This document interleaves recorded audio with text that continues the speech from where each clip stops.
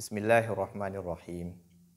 Alhamdulillah, wa salatu wa salamu ala rasulillah, wa ala alihi wa ashabihi wa mawala, wa ba'du, assalamu alaikum wa rahmatullahi wa barakatuhu. Louange à Allah subhanahu wa ta'ala.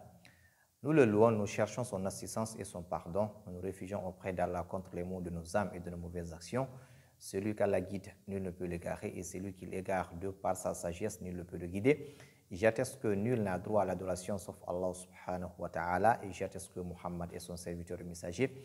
Bienvenue sur notre chaîne Comprendre l'Islam, chaîne qui vous permet de comprendre cette religion et de par la meilleure compréhension. Et la meilleure compréhension, comme vous le savez, c'est celle du prophète et de ses compagnons. Nous devons comprendre cette religion par cette manière, et le messager, sur lui, a été révélé cette religion, et ses compagnons l'ont vécu avec lui, donc ils connaissent mieux la signification des versets, la signification de cette religion. C'est très important. Il faut donc que nous comprenions cette religion de la même manière que le prophète et de ses compagnons. Bienvenue sur ce cours de rappel de Ramadan à travers Ikramu Rabbil Alamin li'ibadihi as-sa'imin, l'honneur qu'Allah subhanahu wa ta'ala a fait pour ses serviteurs qui ont accepté de se plier, qui ont accepté de se soumettre et de mettre en pratique ce grand pilier de l'islam qui est le jeûne.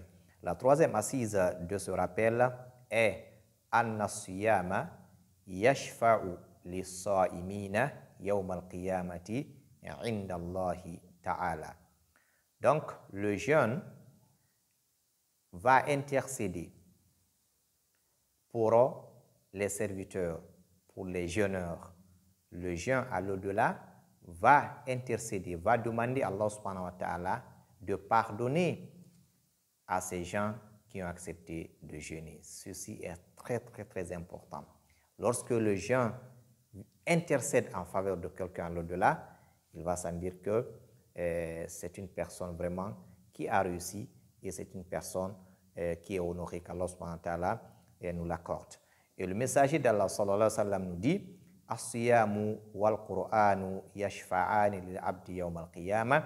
Yaqulu as-siyamu ay rabb mana'tuhu at-ta'ama wash-shahawat bin-nahar fashaffi'ni fihi. Wa yaqulu al-Qur'anu mana'tuhu an-nawma bil-layli fashaffi'ni fihi. Qala fayushaffa'ani. Ou fi riwaya fayashfa'ani. Le messager sallallahu alayhi wa sallam, à travers un hadith rapporté par Abdallah ibn Amr, il dit, le messager dit sallallahu alayhi wa sallam, il dit: le jeûne et le Coran intercèdent pour le serviteur. Le jeûne va dire: Seigneur, je l'ai privé de nourriture et de boisson durant la journée. Ainsi, fais-moi intercéder pour lui. Accepte que j'intercède pour lui.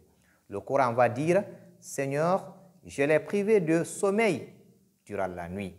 C'est-à-dire, il priait la nuit et récitait le Coran dans ses prières.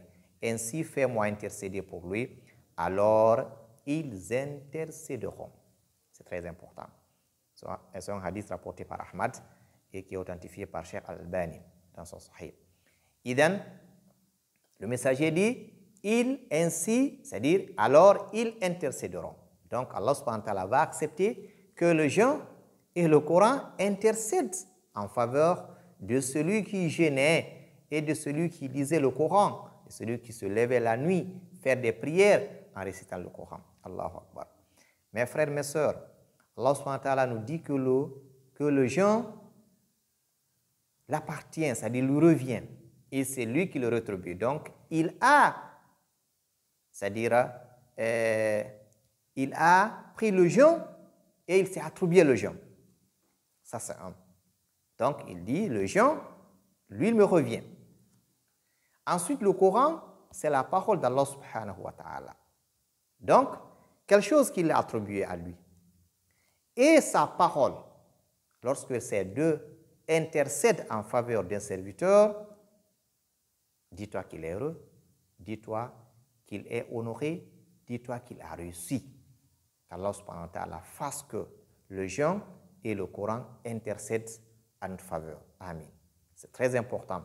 Mais il ne s'agit pas de n'importe quel jeûne.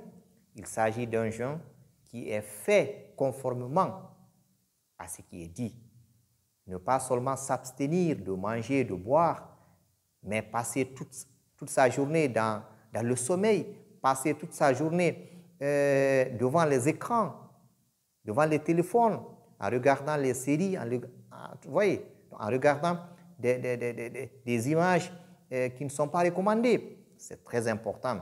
Il faudrait que le jeûneur s'abstienne de manger, de boire, mais aussi de regarder tout ce qui est interdit, d'écouter tout ce qui est interdit et d'aller vers tout ce qui est interdit. C'est très important.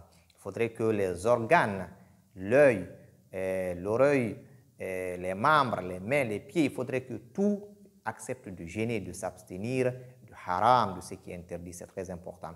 Alors, lorsque le serviteur fait correctement son jeûne, lorsque le serviteur s'adonne à la lecture du Coran, qu'il sache que ces deux vont intercéder en sa faveur le jour de la résurrection, qu'Allah fasse que ces deux intercèdent en notre faveur, bi'idhnillahi ta'ala. Qu'Allah subhanahu wa ta'ala nous bénisse, qu'Allah accepte nos jeûnes. Barakallahu fikum jami'an. Wassalamu alaikum wa rahmatullahi wa barakatuh.